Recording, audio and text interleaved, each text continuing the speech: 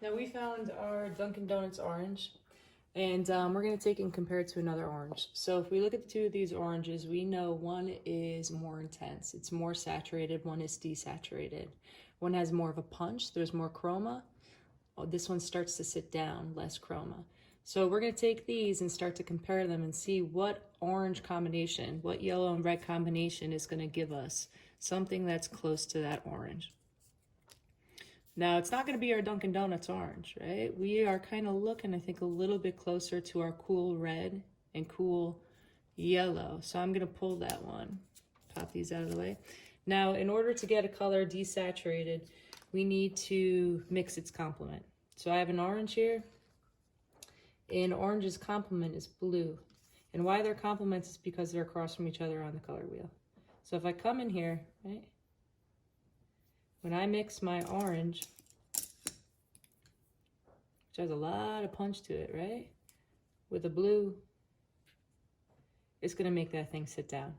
So almost if you wanted to create a brown, this is where you would go and start to. Now it doesn't have to get that dark that quick, right? We can also make it a little bit more subtle. Right? And work our way from there. So we have our starting point. We know where we're gonna start. It's gonna be a cool yellow, it's gonna be a cool red.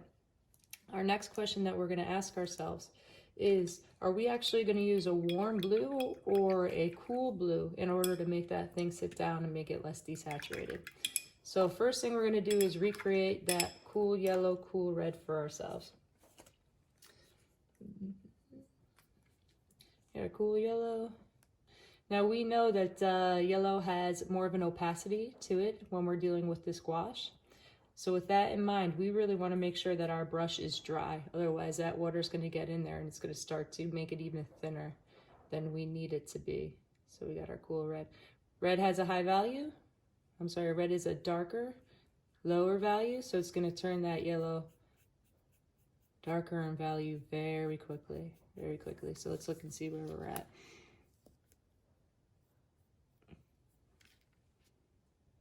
So value-wise, we're pretty close right now, which is great. So now we're going to come in and start to see what happens. If I put a blue in here, I know it's going to shift the value. So I want to start very easy, very, very slow. Am I going to mix that up? Almost like I'm going to take some of that blue even out of that brush before I even go in there and touch it. Okay. Now this is my cool blue that I'm putting into my cool yellow and my cool red. Now this is almost going to go green. That is way too big of a jump. Now we don't have to come out of this pile. We can also still consider to work in here. So what I need to do is I need to put a little compensate for that by putting a little more cool yellow in there. And you may get lost in this pile, and you may be trying to fight for to bring it back up, because let's see what happened here. Not that much came up, and you're gonna go through your paint really quick if you do that. So I'm gonna use the paint that's actually on my brush, right? That has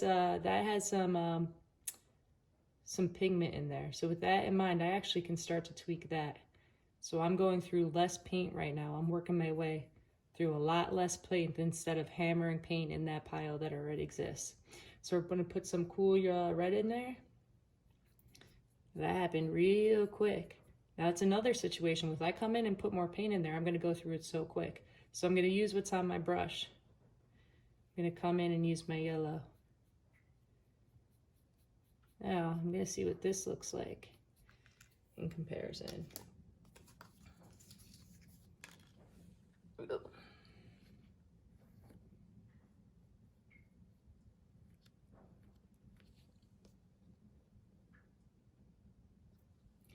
We're getting close. So now this was my cool blue that I put into that. The value's a little darker. Value's not there yet, but let's see what happens when it dries. Now we're gonna see how is that gonna shift if I go back to my cool yellow, my cool red, and I start using a warm blue. Let's take a look and see who's gonna be closer to home.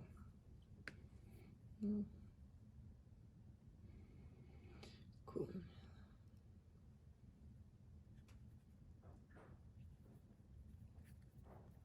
How are we looking in value? Put a little more yellow in.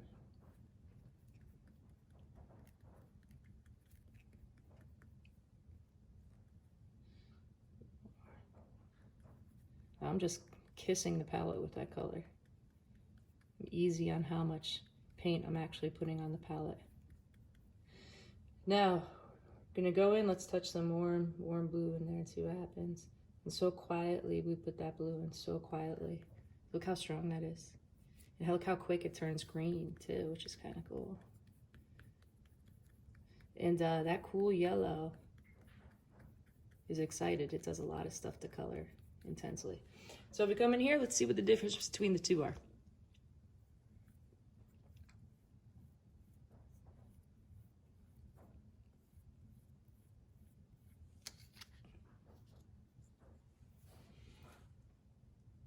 I can tell before even it dries that warmth of that blue is helping us here, where the cool blue is pulling us farther away from the temperature of this. So I found home. I know I'm looking for a cool yellow, a cool red, and a warm blue. Now I just need to come in and start to tweak that value. As that dries, it's going to get lighter. We're going to, instead of pulling white out, we're going to try to tweak that value first by putting a little bit more yellow in there, because that does have a higher value. We know that that yellow is going to be quieter, because it's a lighter value and it has less opacity to it. I'm going back and forth, not stirring like cream. I'm spreading it like butter. I'm going to come in here.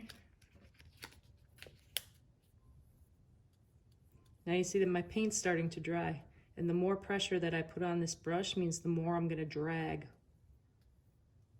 off of that Bristol. So I'm looking good. I'm going to come in, I'm going to put a little bit more paint on top of that, because I'm seeing transparency come through because my paint was drying and I was dragging it. I could come and put a little water in there. It's going to loosen it up. It's going to act more like watercolor. I don't want to do that. I actually want to use pigment for that. So let's see what we got. And put a little more yellow in there. And you always want to make sure that you have that paper towel that's wet underneath. See how it's dragging into my color? I got some of that red in there. Ooh, not good. Let's see what happens. Maybe it works. This thing keeps my paint from drying. Look at this orange. That thing's already crusted up. This, because it's wet underneath, holds that moisture into that paint. All right. Before we go anywhere, let's see what this looks like.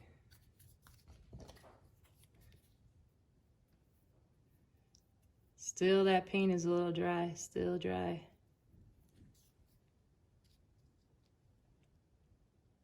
Oh, we're hitting it.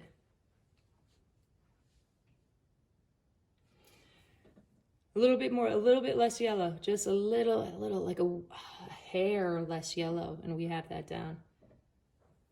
So I can compensate by coming in. I'm going to put a little, I don't think I'm going to put that much red, maybe a touch of red, and then I'm going to go back to my blue and see what happens here.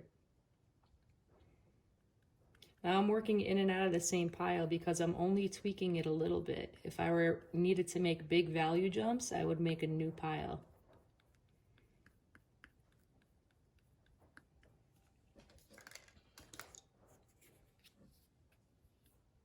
Now my paint is so dry right now that I'm going to come out and I'm going to pull out new pigment straight out of the tube. See how we're doing.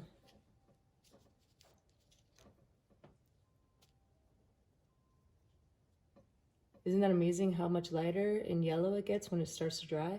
It's so important to compare your colors and put them on and let them dry before you actually jump in making different bigger steps. That is reading a lot more yellow than it was before. So that potentially, because it has a lot of red in it, could start to work more than we anticipate. Now as I work back and forth, I figured out the warm blue is the home that I want to work in. The cool yellow and the cool red are how I'm going to tweak in order to find that orange. Now I took a jump ahead of time, and I already found that.